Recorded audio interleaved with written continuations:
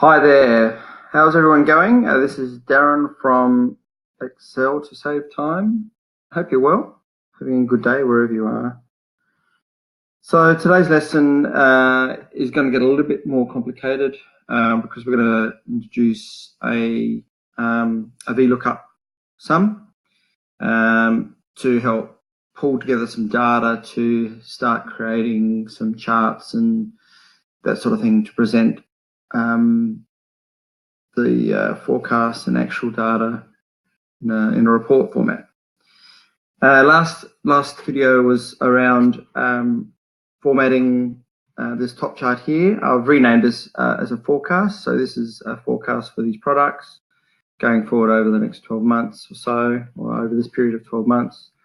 We did the totals at the end, as you recall, and that was about all we did there. All I've done to addition to this now is added in the exact same sort of format of data, but called it actuals. And so these are the actual units that were sold during this period. So it gives us what was forecasted and then what was actually required by the customer and drawn up.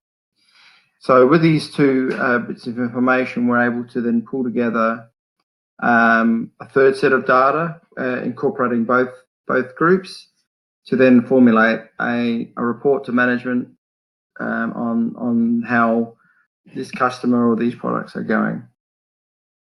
So to do this, I'm going to create a new form in a new sheet. So I've got sheet 2 here. So as you see, this is blank.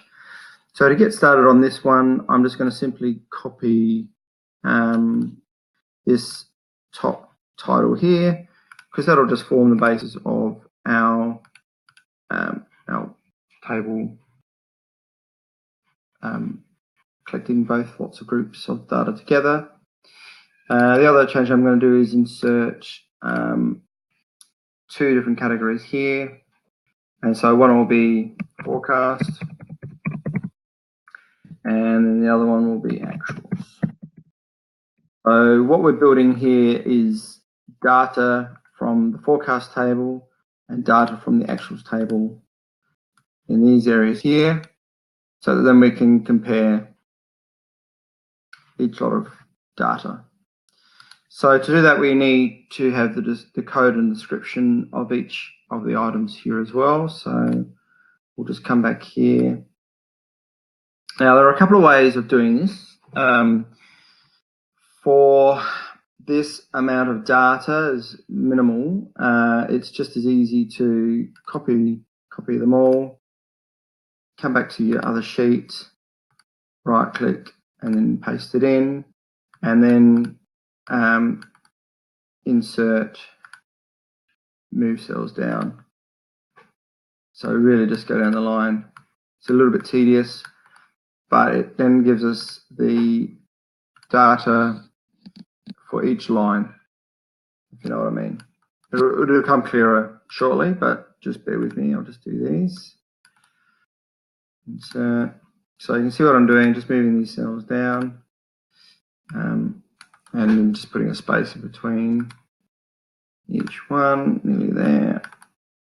So this is where some of this data management can be a bit tedious, but the result is really a good solid case for sales history, and be able to present useful information to management on performance of particular customers or products, that sort of thing. So nearly there, and one more to go. Insert.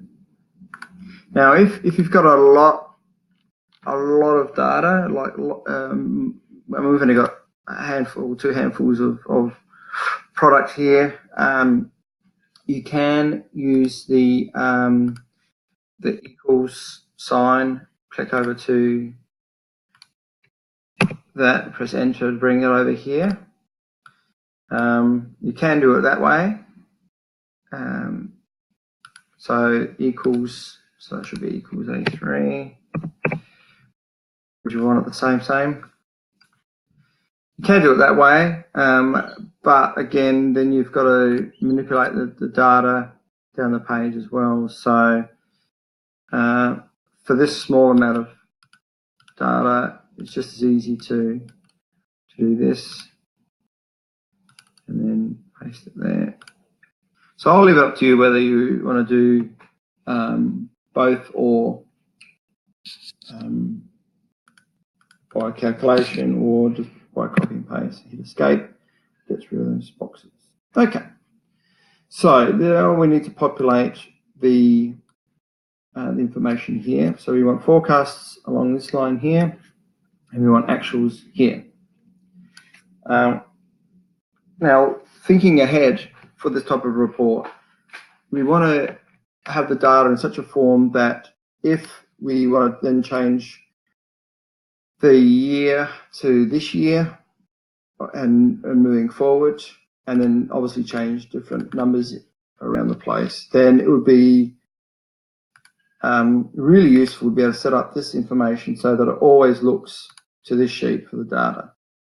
So what we're saying here is you can easily just copy one or all of those bits of information in rows and then paste them here. But that means that then come next year or this year, when you go through and changing that number there, you'll then have to remember to change it over here.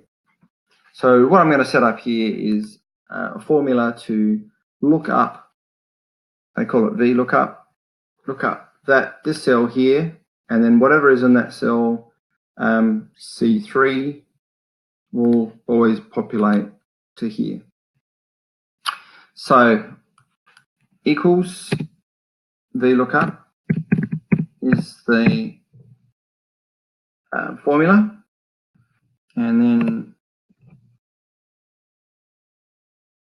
hit tab and it will come up with the first bracket. Now I have missed out a step, so just let me backtrack a little bit, guys. Sorry about this. We do need to set the areas up as tables. What VLOOK will do is we'll look for this part number in a table array that we tell it. So we give this table a name, and we do that by going to formulas and name manager.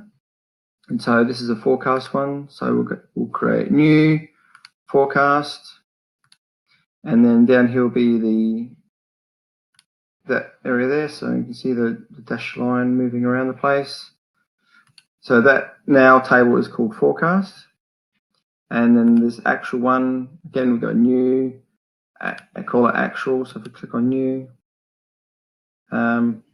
it's highlighted the area, we'll call it forecast or actual there, and click OK. So I've already prepared these, so they're already done. But if you double click on, then that'll bring it up. So there's the word actual, the area highlighted is there, and then go OK, it's done. So they're now able to be called in at any point throughout this workbook. So let's do that, let's get one included. So let's come back here, get rid of that, we don't need that. All right, so let's go equals Vlookup, that, and then the lookup value is going to be this product code here. This product code is the same on every other chart that we've got at this point in time, and that's going to be our first point of review. Then where do we want him to look up this number here? We want him to looking up in the forecast table. So if we type in forecast, so there it comes in there at the top, the tab. Now you next have to tell it what number do you want in this column D. So if we come back here, have a quick look.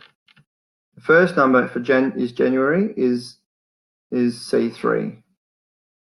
So that is 1, 2, 3. So the third row in the table. So I'll come back here and go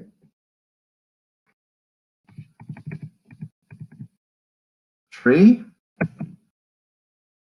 And then you've got a choice of doing true or false. We want false because we want an exact match. So we'll choose that.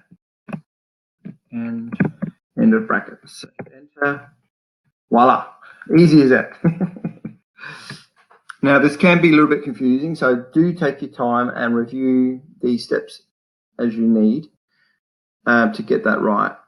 If you get an error, it could be related to this number not being right or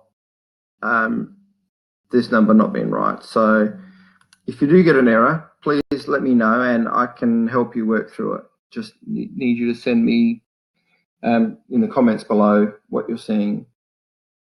So let's do the next cell. Now, what has happened here when we've copied it over? The A3 has now changed to B3 and the 3 has stayed the same. So there are two changes that need to happen. We want B3 to remain A3 because we always want that code number to be what it looks for. And in February, we want row 4.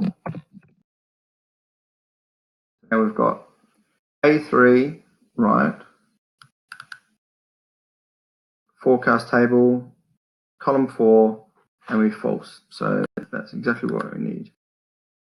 So let's pop back here and type in 25,000. Here, it's found that that number now is 25,000. So that's the beautiful thing about VLOOKUPs.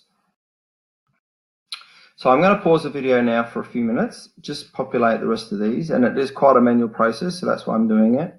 Basically, all I'm doing is copying these over and then working through changing them to A3 and to the next row. So I'll be back shortly once I've done all that.